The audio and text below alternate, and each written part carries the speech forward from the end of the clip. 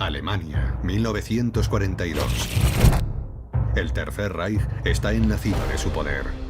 Con la ayuda de la financiación de grandes corporaciones dentro y fuera de Alemania, Adolf Hitler ha conquistado casi la mitad de Europa en menos de 4 años. Al principio de la guerra, para los estadounidenses, era legal hacer negocios con Alemania. Cuando Hitler toma el poder en el 33, empresas estadounidenses tenían grandes inversiones en el mercado alemán. Cuando la política de Alemania cambia, dicen, no podemos retirarnos porque perderíamos la mayor parte de nuestras inversiones. Desde el principio están colaborando con el Tercer Reich. En todos los países que invadían, los nazis se apoderaban de los activos estatales y privados para seguir costeando los gastos de guerra del Reich, aunque gran parte del botín iba a parar directamente a los bolsillos de Hitler y sus compinches. Esto es básicamente un tipo de extorsión al estilo de la mafia. Es robo puro y simple. Los países neutrales no solo iban a mirar hacia otro lado ante el saqueo del continente, sino que en algunos casos se convertirían en cómplices. Todos estos países violaron las leyes internacionales, pero eso no pareció importarle a nadie. Querían estar del lado de quien iba a tener el poder. Millones de personas serían esclavizadas para alimentar la máquina de guerra nazi. Incluso de los cuerpos de sus víctimas iban a obtener beneficio los nazis. Imagínese cuánta gente se necesita para llenar cajones enteros de dientes de oro. Y extraían el metal de aquellos dientes y lo fundían en barras de metales preciosos, plata, oro, lo que fuera. Pero al final, ¿a quién beneficiaba todo esto? Hitler era un adicto a la guerra. Cuanto más hacía la guerra, más la deseaba y más financiación necesitaba para ella. Y como ya sabemos, cuando alguien está en ese tipo de situación, las cosas suelen ir cada vez peor. Y eso fue lo que ocurrió con Hitler. El oro de Hitler. Episodio 3. El negocio de la guerra. París, 23 de junio de 1940. Adolf Hitler recorre triunfante sus calles. La ciudad de las luces ha quedado cubierta por el oscuro manto del nazismo. En el mismo vagón de tren donde el ejército imperial alemán había firmado la capitulación en 1918, ahora los someten a los caprichos del nuevo señor de Europa. 3 días más tarde, un grupo de hombres de negocios estadounidenses cenan juntos en la ciudad de Nueva York. Celebran la victoria nazi en el frente occidental. Su anfitrión es el abogado alemán Gerhard Alois Westrick.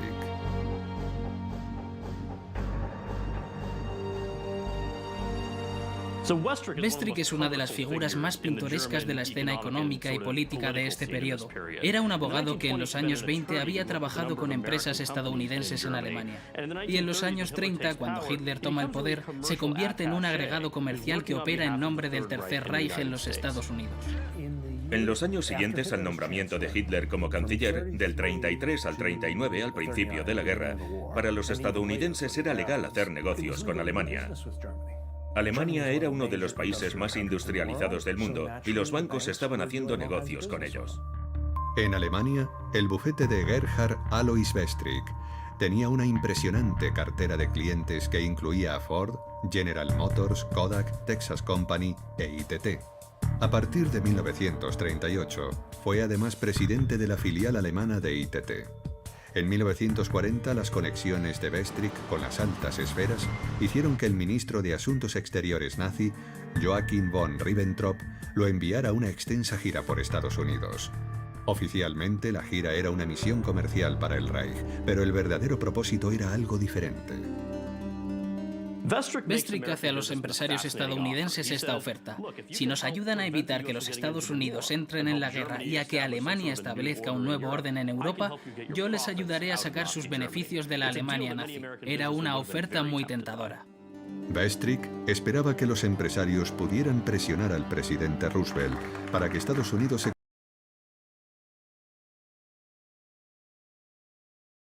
y que también interrumpieran el suministro de armas a británicos y franceses, a los que se consideraban el enemigo a batir. Esta propuesta interesó a varios empresarios que querían mejorar su posición en Alemania. Como siempre ocurría con Hitler, había trampa. En su empeño por estimular la inversión y aumentar la capacidad industrial del país, Hitler había introducido aranceles y medidas económicas para proteger el marco alemán y penalizar a los inversores extranjeros. Las inversiones extranjeras directas no eran realmente importantes en aquella época, simplemente porque no era atractivo para los extranjeros invertir en Alemania. Era difícil reexportar productos desde Alemania. La segunda razón era que también era difícil repatriar los beneficios desde Alemania, es decir, transferirlos a Estados Unidos, debido al estricto control de las divisas. Pero tampoco hubo ninguna gran compañía extranjera que pusiera fin a sus negocios en Alemania en aquella época. A pesar de las dificultades para trasladar activos y beneficios, varias empresas extranjeras mantuvieron sus negocios, por necesidad económica o por simpatía política. Para evitar los aranceles, algunas de estas corporaciones hacían un trueque directo con el Estado nazi, suministrando materias primas a cambio de productos manufacturados. Entre estas empresas se encontraba la Texas Company, con su presidente pronazi, el noruego Thorkild Riber.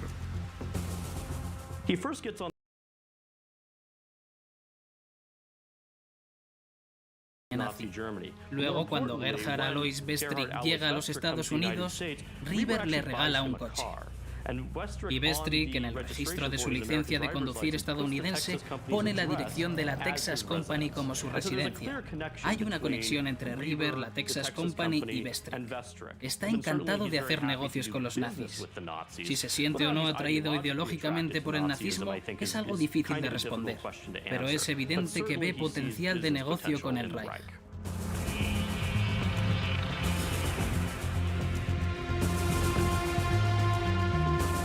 Durante la Guerra Civil Española, Thorkild Riber y la Texas Company suministraron petróleo a crédito al ejército de Franco.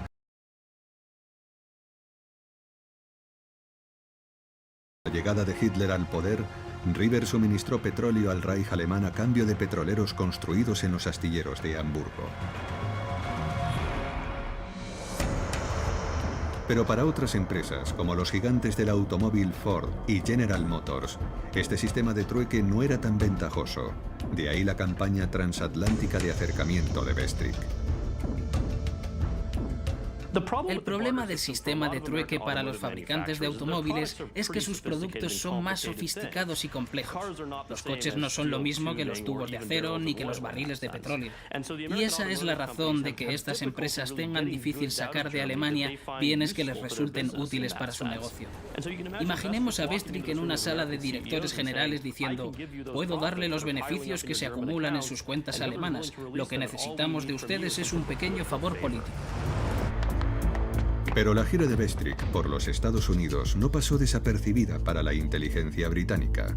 Es posible que sus agentes compartiesen la información con sus colegas americanos y la filtrasen a la prensa.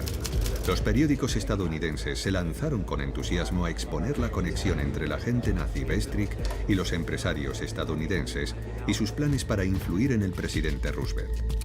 Hay noticias cómicas sobre esto en los periódicos de Nueva York en esta época, porque la prensa acampa delante de la casa de Westrick y empieza a seguir todos sus movimientos como si fuera el FBI. La prensa estadounidense echó a Westrick del país. Se escribía tanto sobre él en los periódicos que no pudo seguir con su misión y finalmente se marchó rumbo a Japón. Lo habían desenmascarado.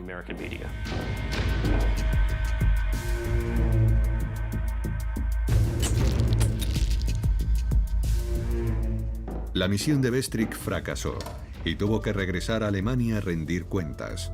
A pesar de su marcha, los empresarios estadounidenses que se habían relacionado con él sufrieron una persistente publicidad negativa que tendría importantes consecuencias. En una reunión del Consejo de Administración de la Texas Company, Thorkild Riber tuvo que explicar sus conexiones con el régimen nazi y finalmente dimitir. James D. Mooney fue la siguiente víctima de este escándalo. Tuvo que renunciar a su cargo en General Motors después de publicarse que sus servicios al Reich nazi le habían hecho merecedor en 1938 de la Orden del Águila Alemana de primera clase. Aquel mismo año, Con motivo de sus 75 cumpleaños, Henry Ford recibió la Gran Cruz de la Orden del Águila Alemana. Pero ¿por qué concedió el régimen nazi a estos dos destacados industriales estadounidenses tan prestigiosas condecoraciones? En 1933, y después de que los nazis tomaran el poder, ambas compañías habían aprovechado la oportunidad comercial de apoyar los planes de rearme de Hitler. Factoría de Opel, Brandenburgo. Opel construyó una nueva factoría en Brandenburgo en la que produciría los camiones Opel Blitz para la Wehrmacht. Las fábricas de Ford en Estados Unidos enviaban piezas para los camiones pesados de infantería que se montaban en una nueva planta cerca de Berlín. Pero si a la larga estas compañías no iban a poder retirar sus beneficios, ¿por qué invirtieron en aquellas nuevas fábricas? Probablemente no había una especial simpatía. Puede que tuviera que ver con el miedo al comunismo y que pensaran, bueno, Hitler, este dictador no es tan malo porque es duro con los comunistas. O pudo haber sido simplemente por motivos económicos. Ideologías aparte, Ford y General Motors se involucraron en el rearme de Alemania. Su participación fue una contribución decisiva a la máquina de guerra nazi. Una máquina que estaba a punto de empezar a rodar por el resto de Europa.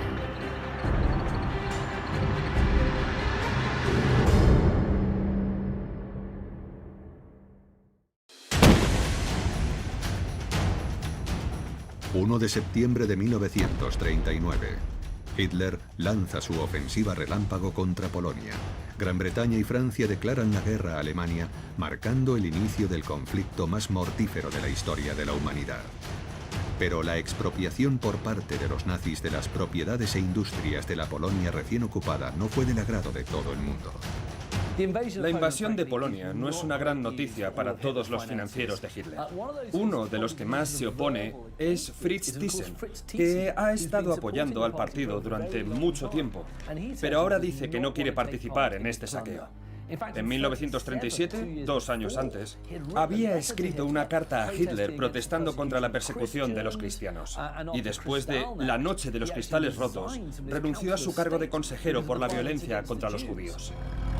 Y aún más preocupante para los industriales nazis que la invasión de Polonia fue el pacto de no agresión que Alemania había firmado en secreto semanas antes con su enemigo ideológico, la Unión Soviética. Un hecho curioso es que ese tristemente famoso pacto, en realidad, tuvo su origen en un acuerdo comercial entre los dos regímenes.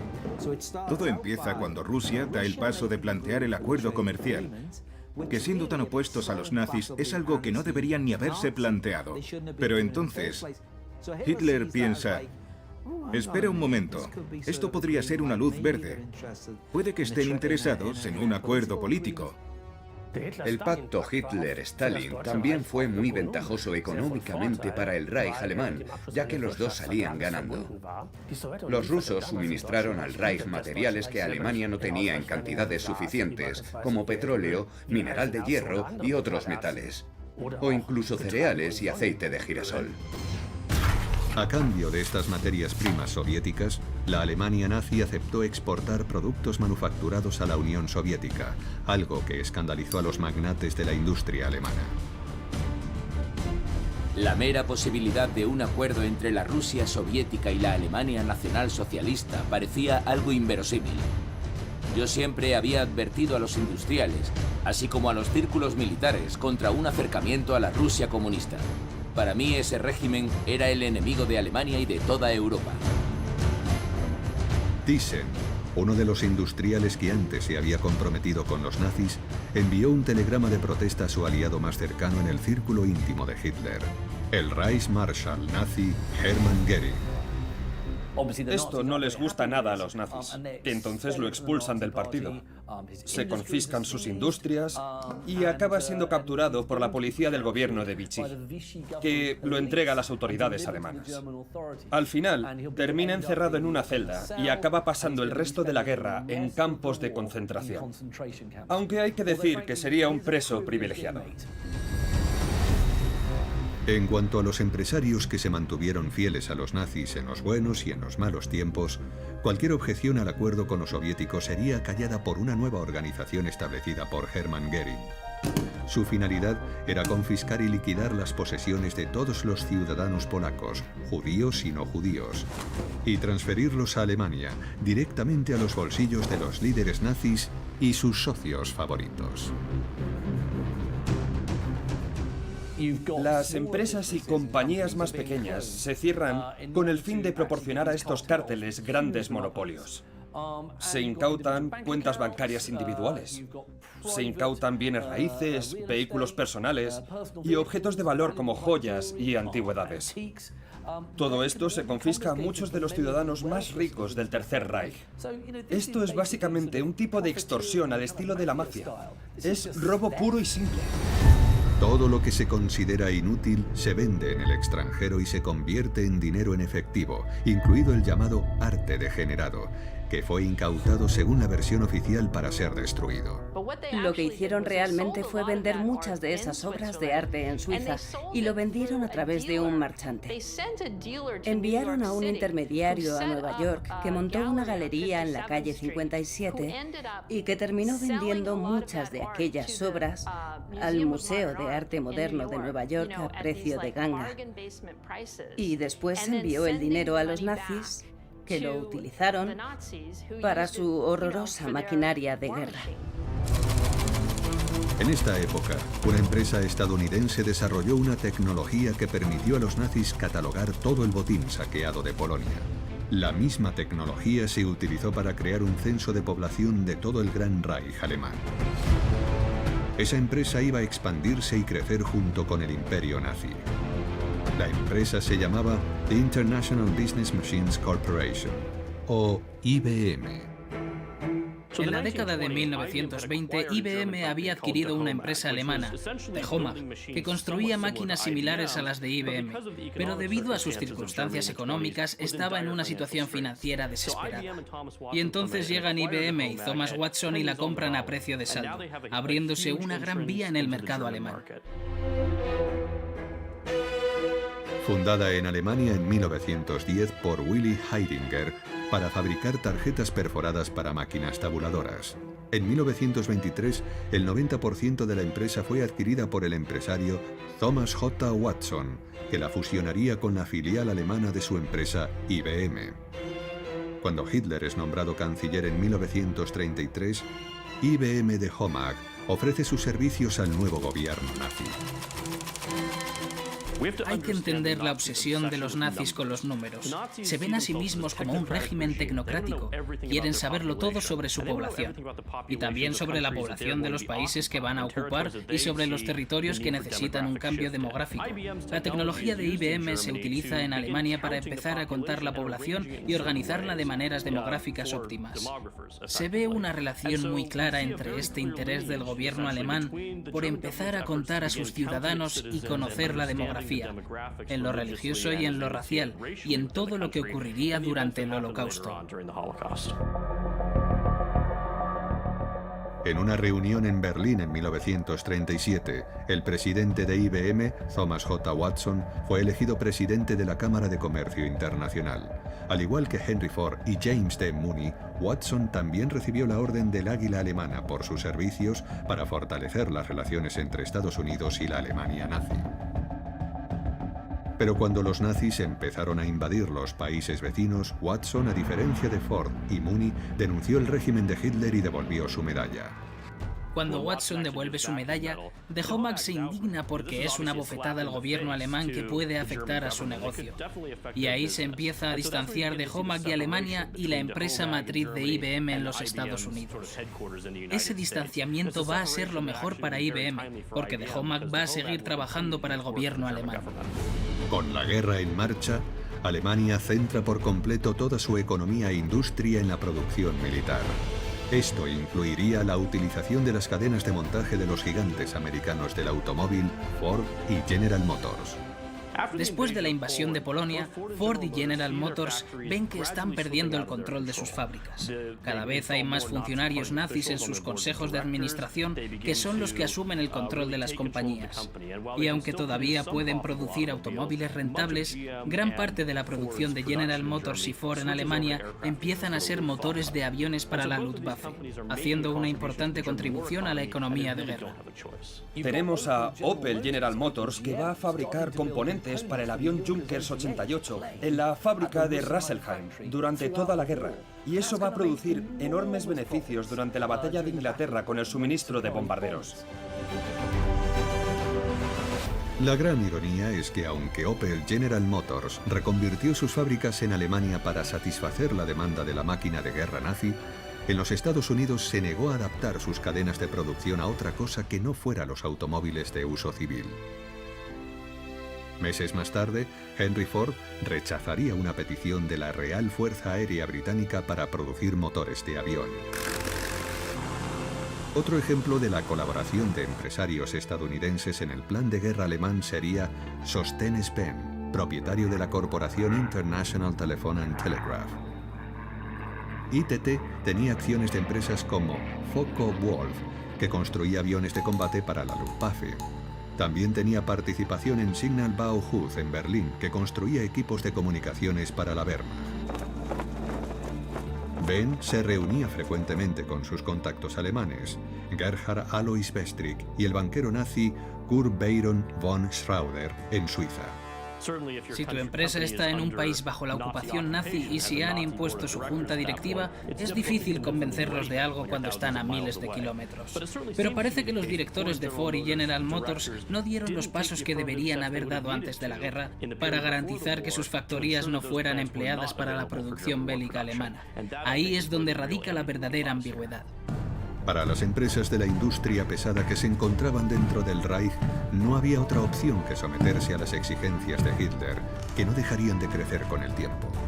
Lo que Hitler sabe perfectamente es que la expropiación de todo este tipo de reservas financieras nacionales, de las industrias, de las infraestructuras de todos estos países, solo va a resolver el déficit alemán de forma temporal. Pero es como un drogadicto, sabe que va a tener que conseguir más y más y más para satisfacer esa adicción al crédito que tiene.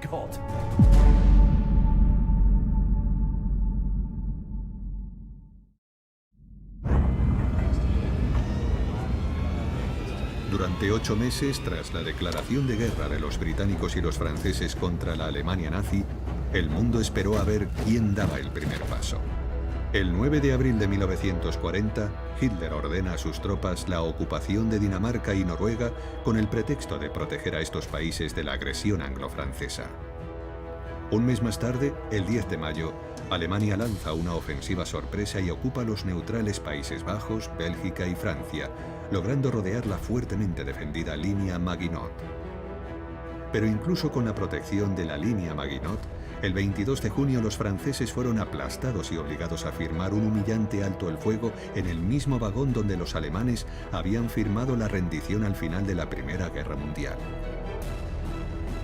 Con toda Europa occidental continental bajo la ocupación nazi, Hitler tenía incalculables recursos a su disposición. Entonces les aplicaron un buen número de impuestos. Los franceses tenían que pagar algo así como el 20% de su Producto Nacional Bruto a Alemania.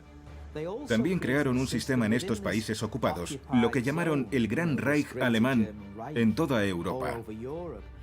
Crearon un sistema de cambio por el cual siempre obtenían un cambio favorable al marco alemán de cualquier moneda que se estuviera transfiriendo. Y eran unas condiciones realmente abusivas. Los nazis dieron con una forma simple pero ingeniosa de sacar las reservas de oro y divisas de los países que ocupaban. Lo que hacían era tomar lingotes de oro, los refundían y les grababan el símbolo alemán. Hay historias increíbles sobre esto. Los belgas mandaron su oro a África para protegerlo, pero los nazis se apoderaron de él. Lo llevaron de vuelta a través de Suiza y lo refundieron. Fue una operación espectacular. Pero el hecho de que llegaran a estos extremos para ocultar ese robo me parece increíble.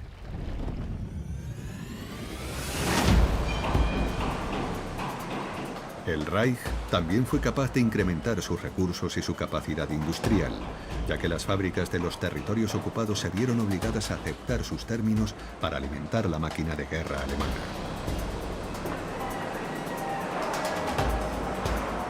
Todo esto fue orquestado por importantes industriales alemanes que colaboraban con la causa nazi. Sabemos que cuando comenzó la guerra, Gustav Krupp y otros 2 industriales se sentaron alrededor de un mapa y con esos pequeños alfileres con la cabeza roja o verde empezaron a clavarlos sobre las fábricas de Francia y los Países Bajos. Esta es para mí, esta para ti. Ellos eran quienes habían financiado la guerra y todas esas fábricas eran su recompensa.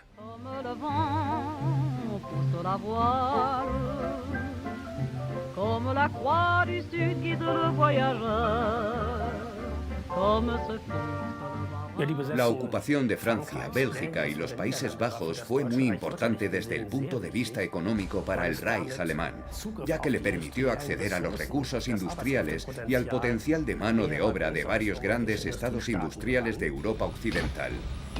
Francia, pero también Bélgica y los Países Bajos, se convirtieron cada vez con más frecuencia en receptores de contratos externalizados. Es decir, la Wehrmacht hacía pedidos directamente a empresas francesas, por ejemplo, de equipos de radio o de vehículos, con el fin de aliviar a la industria alemana. Obviamente, cuantos más hombres enviaba Alemania a los distintos frentes, a África y a la guerra aérea contra Gran Bretaña, más se debilitaba la fuerza de trabajo nacional. La Unión Soviética, siendo el país más grande del planeta, era la fuente más evidente de hombres y materiales. 22 de junio de 1941. Hitler rompe su tratado con Stalin y lanza la Operación Barbarroja.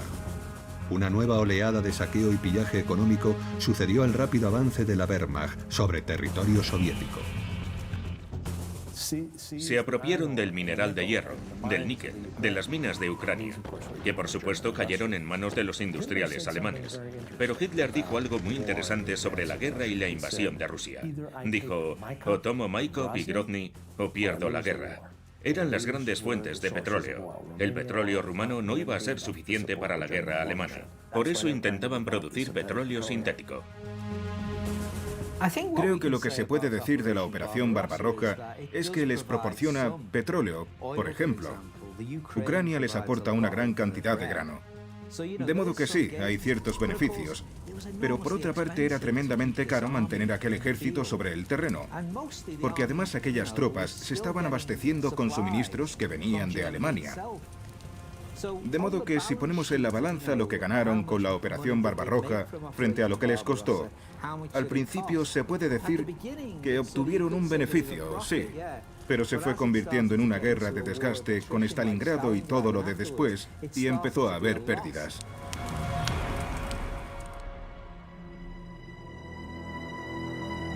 Mientras los alemanes se hacían con el control de los vastos recursos del Imperio Soviético, el 7 de diciembre de 1941 su aliado, el Imperio japonés, lanzó su ataque por sorpresa contra la base estadounidense de Pearl Harbor, en Hawái. 4 días después, Hitler declaró la guerra a Estados Unidos. Aunque esto rompió las relaciones comerciales entre las dos naciones, muchos industriales estadounidenses no pudieron impedir que sus filiales en Alemania siguieran trabajando con el Reich nazi. La mayoría de las filiales americanas continuaron operando igual que antes del 1 de diciembre del 41. No vemos que hubiera ningún cambio importante. Esto se debe a que esas empresas alemanas se han liberado del control estadounidense. Para entonces el partido nazi ya domina los consejos de administración y han ordenado que estas empresas participen en la guerra. Así que muchas de ellas ya no podían hacer nada si no querían dejar de operar en Europa. Así que como vemos, en esta etapa ya no podían hacerlo. Pero hubo algunas empresas estadounidenses que siguieron haciendo negocios voluntariamente, violando la ley de comercio con el enemigo de los Estados Unidos. Empresas como Standard Oil. Una pequeña pero peligrosa minoría de industriales que quizá buscan beneficios extra o continuar con los negocios como de costumbre. El gobierno de Estados Unidos está cada vez más preocupado porque hay compañías que no solo siguen haciendo negocios, sino que están cooperando con el esfuerzo de guerra alemán. Y esa acusación es cierta. Empiezan a investigar a todos los que tienen relaciones corporativas con el Reich y señalan a Standard Oil, ya que mantiene mucho volumen de negocio.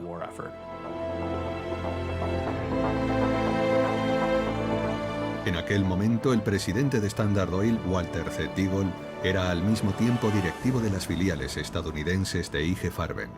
La unión de estas compañías era conocida como Standard IG. Comparten patentes y ayudan a IG Farben a incrementar el octanaje de su gasolina. Y eso va a ser muy importante más adelante para la Luftwaffe y otros cuerpos de ejército alemanes. Después del ataque a Pearl Harbor, la Marina de los Estados Unidos solicitó a Standard Oil que le proporcionara materiales sintéticos vitales. Incluso después de la declaración de guerra de Estados Unidos contra Japón y la Alemania nazi, Walter Z. Deagle se negó a incumplir los acuerdos que tenía con IG Farben. Se abrió una investigación en el Congreso y el presidente del Comité Especial, el senador Harry S. Truman, acusó a la gran corporación de traición. Entonces Deagle hace un trato con el gobierno americano. Standard Oil es un agente tan grande en la escena económica que no quieren castigarlo más en plena Segunda Guerra Mundial. Al final Deagle acepta renunciar a su puesto en Standard Oil y el gobierno de los Estados Unidos acepta no tomar medidas contra Standard Oil, como la aplicación de las leyes antimonopolio u otras formas de castigo. Pero Standard Oil no es la única compañía petrolera que desarrollará este tipo de actividad en Alemania. Texas Company seguirá haciendo envíos a Alemania durante años. Después del comienzo de la Segunda Guerra Mundial, un hombre de la Texas Oil llamado William Rhodes Davis comienza a vender petróleo mexicano al Tercer Reich hasta que el bloqueo británico impide que sus petroleros lleguen a puertos alemanes. Y así vemos cómo la industria petrolera estadounidense está dispuesta a proporcionar este recurso al Tercer Reich, incluso después del comienzo de la guerra. El gobierno de Estados Unidos congeló con éxito los activos de muchas empresas que trataron con los nazis, cortando importantes vínculos con la cadena de suministro de la industria alemana. Ahora que está librando una guerra contra dos de los países más grandes y con más recursos del mundo, Hitler necesita más que nunca a sus amigos de la industria y las finanzas.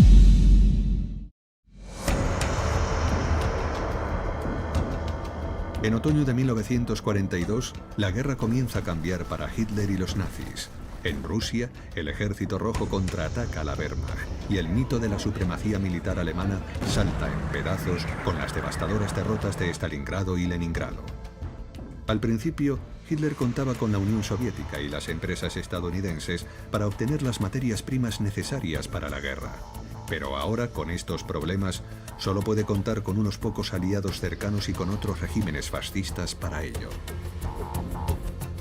Portugal era un país neutral, pero lo dirigía António Oliveira Salazar, que era un dictador fascista. Así que los nazis le compraban wolframio y otros recursos importantes que necesitaban para su maquinaria de guerra. España era importante como proveedor de wolframio, un metal escaso y caro, esencial para la guerra. Suecia proveería mineral de hierro, sin el cual no se podría producir acero. Y Suecia era la fuente de hierro para el Imperio Alemán. También tenemos la cromita de Turquía y los puertos españoles y portugueses que se utilizaban para el desembarco de envíos al Tercer Reich. Y estos envíos los están haciendo corporaciones americanas utilizando barcos con banderas neutrales. Así que parecen neutrales, pero no son neutrales. Incluso después del ataque a Pearl Harbor, los empresarios estadounidenses menos escrupulosos mantuvieron reuniones secretas con delegaciones alemanas en países neutrales, donde establecieron compañías ficticias y se beneficiaron del mantenimiento de la maquinaria de guerra nazi. Algunos actores influyentes de la industria veían al Japón imperial y no a Alemania como su verdadero enemigo. E hicieron todo esto en secreto mediante la creación de todas estas empresas, de estas empresas fantasma, que no se podían conectar directamente con los nazis, pero que estaban controlando ellos. Y así fue como ocultaron lo que estaban haciendo. Pero si las visitas a las cercanas España y Portugal proporcionaban la tapadera perfecta para las reuniones de negocios entre los funcionarios del gobierno nazi y sus socios comerciales occidentales, la parada más habitual para ocultar los frutos de sus saqueos era la vecina Suiza. Había un gran número de nazis de alto rango que tenían cuentas en Suiza. Hitler tenía una cuenta en la Unión de Bancos Suizos donde depositaba los derechos de autor de Mein Kampf. Así que todo el mundo usaba bancos suizos. Era lo normal. Suiza, por ejemplo, suministraba algunos productos industriales al Reich alemán, pero sobre todo era un importante centro de intercambio de divisas y de comercio del oro que vendía el Reichsbank alemán. Por ejemplo, el oro de los bancos centrales de los estados ocupados, o también el oro de los dientes de las víctimas judías. Las SS lo fundían todo en lingotes y lo llevaban a los bancos suizos y se quedaban con las divisas. Las SS, la más brutal y omnipresente de todas las organizaciones del partido nazi, desempeñaron un papel clave en el saqueo de los países ocupados, perjudicando gravemente sus economías. Por lo general, las SS estaban a cargo del saqueo sistemático. Una vez que la Wehrmacht había invadido un país, la administración civil pasaba a las SS, la organización en la retaguardia, y las SS se encargaban del saqueo, pero también de suprimir a los partisanos y demás. Y eso incluía detener a las poblaciones sospechosas, sobre todo de judíos, y enviarlas a la muerte. Cuando empezaban las deportaciones en el otoño de 1941, se introdujo la 11ª ordenanza de la Ley de Ciudadanía del Reich. Cuando los judíos eran deportados y cruzaban las fronteras del Reich alemán, sus propiedades quedaban legalmente confiscadas. Era una confiscación legal, automática, tan pronto como los trenes salían y cruzaban la frontera con ellos. Entre 1942 y 1945, millones de judíos fueron detenidos y enviados a campos de concentración y de exterminio. En la logística y la coordinación de ese proceso se empleó la tecnología de tabulación de la filial alemana de IBM, de HOMAG. La mayoría de los campos se construyeron con el único propósito del exterminio, para lo cual se empleaba el gas ciclón B granulado que les suministraba IG Farben. Antes de ser ejecutados, los prisioneros eran despojados de todas las posesiones que aún pudiesen conservar, pasando a ser propiedad del Reich nazi. Era un siniestro proceso de recolección de bienes u objetos de valor que los judíos hubieran logrado llevar consigo a los campos de concentración. Se lo quitaban todo, incluyendo cualquier cosa que hubieran podido esconder en cualquier orificio corporal. Les extraían los dientes de oro, les cortaban el pelo, todo. Los nazis lo aprovechaban todo. Incluso utilizaron su piel para hacer lámparas. Es realmente repulsivo. Pero no desperdiciaron nada.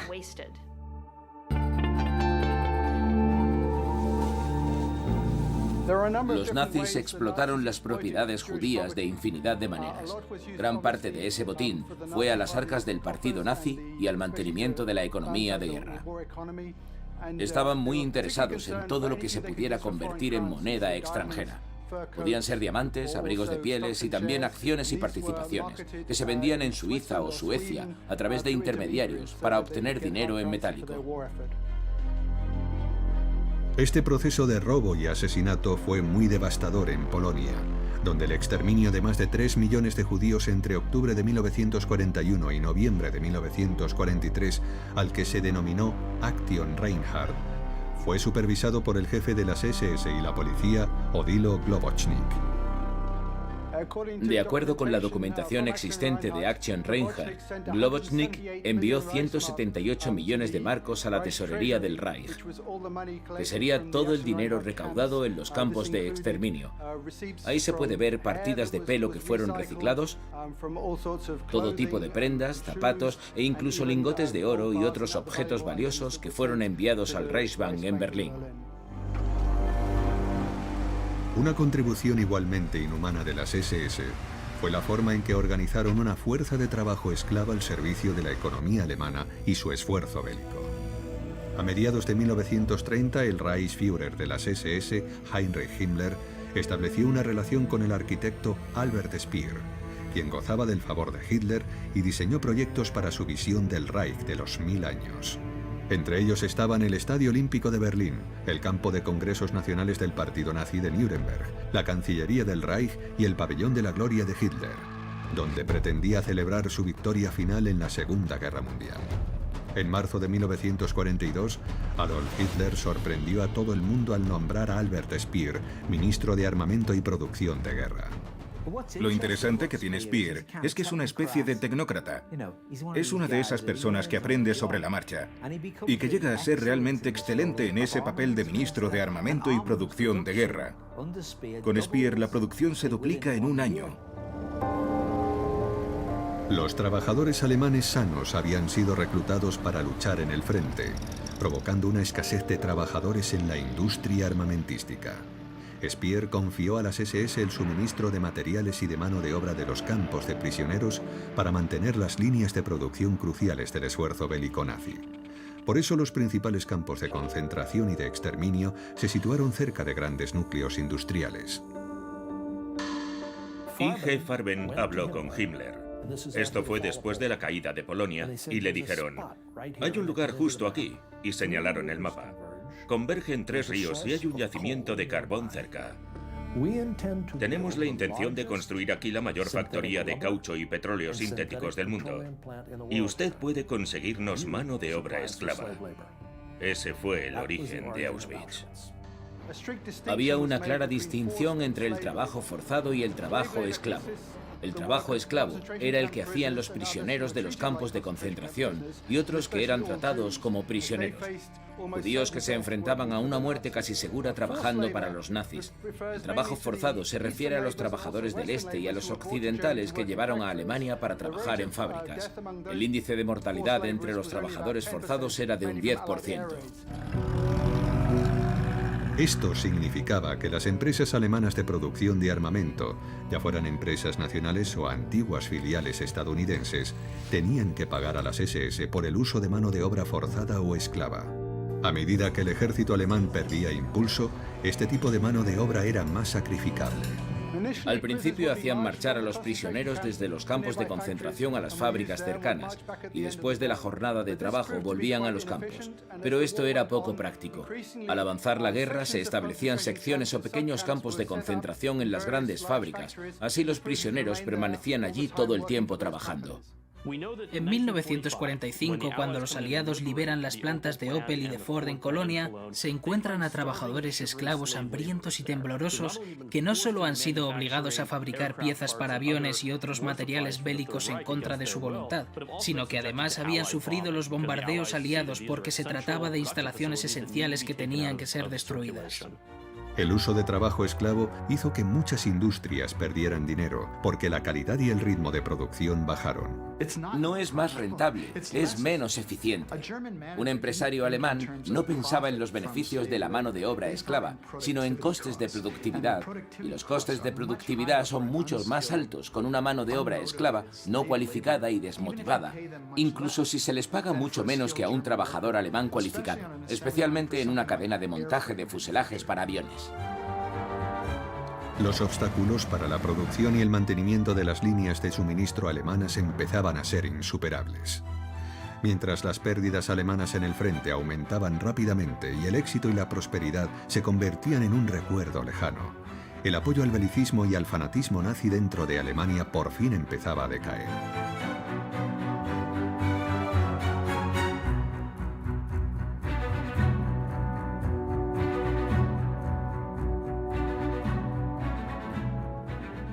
Los historiadores económicos lo han dicho claro, las guerras no dan dinero. Y la razón por la que no dan dinero es que cuestan mucho de montar, porque tienes que fabricar un montón de armas. Y en realidad, eso no es una gran idea. Tienes que construir un avión enorme para que luego lo derriben del cielo, o un tanque que va a volar en pedazos, o municiones que una vez se han disparado ya no se pueden volver a utilizar. Así que las guerras tienen un coste enorme, y cuanto más tiempo duran, más caras salen. Así que al final se puede decir que hace falta mucho dinero, mucho capital. No se trata solo de ser capaz de ocupar países, se necesita mucho capital. Y a largo plazo los americanos y los británicos tienen más capital. De modo que podrían seguir financiando esta guerra eternamente si hacía falta.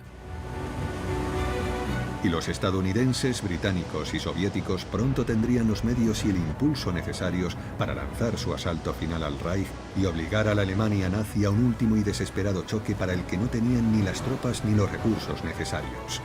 La arena del reloj de Hitler se estaba acabando.